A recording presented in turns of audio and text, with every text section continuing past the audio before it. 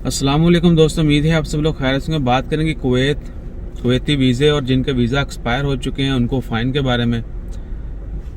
आज 16 सितंबर है और कुवैती गवर्नमेंट की जानिब से बारहा जो है अनाउंसमेंट की जा चुकी है, बल्कि की जा रही है कि जिन लोगों के वीज़ा 1 सितंबर से एक्सपायर होना शुरू हुए हैं, जिन लोगों के वीज़ा 1 सितंबर से एक्सपायर हो गए हैं, वो फ़ाइन पे करेंगे डेली बेस पे 2 कुवैती दिनार।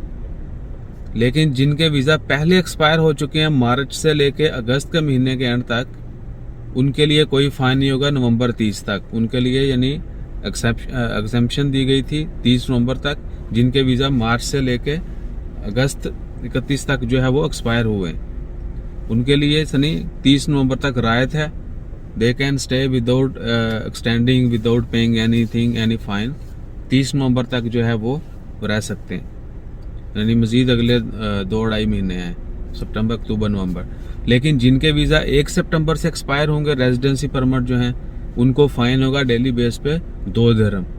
इसके अलावा पता होगा आपको कि क्या कहने जा रहा था मैं, बहुत सारे लोगों को अभी तक इजाज़त नहीं मिली। 34 ममालिक ऐसे हैं जहाँ पर कुवैत ने पाबंदी लगाई है। उन ममालिक के लोग जो हैं वो वापस कुवैत में नहीं आ सकते अगले 6 महीने तक।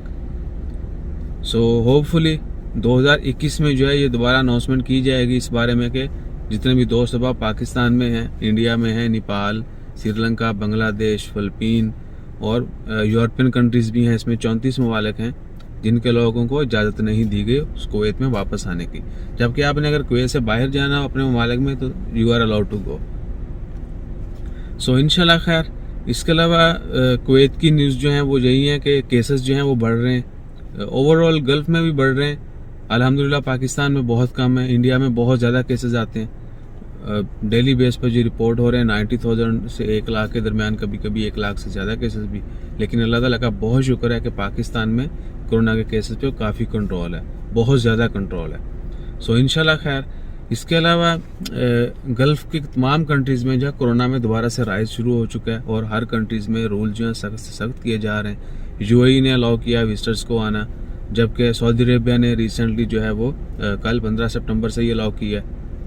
सो इंशाल्लाह खैर। इस रीजन के हालात थोड़े बदल रहे हैं, कुछ सियासत की वजह से भी, कुछ माशी यानी इकॉनमी की वजह से भी। सो रिक्वेस्ट है आप सब से कि हमेशा पॉजिटिव रहें और दुआ करते रहें कि अल्लाह ताला हम सब को जो है अपनी हिफ्ज़ ईमान में रखे। और जैसे ही कुवैत के वीज़ों के बारे में, दीगर कंट्रीज़ के न्यूज़ जो हैं अपडेट, स्पेशली एक्सपर्ट्स के बारे में, वो जैसी अपडेट आएंगी वो भी आपके साथ शेयर करेंगे।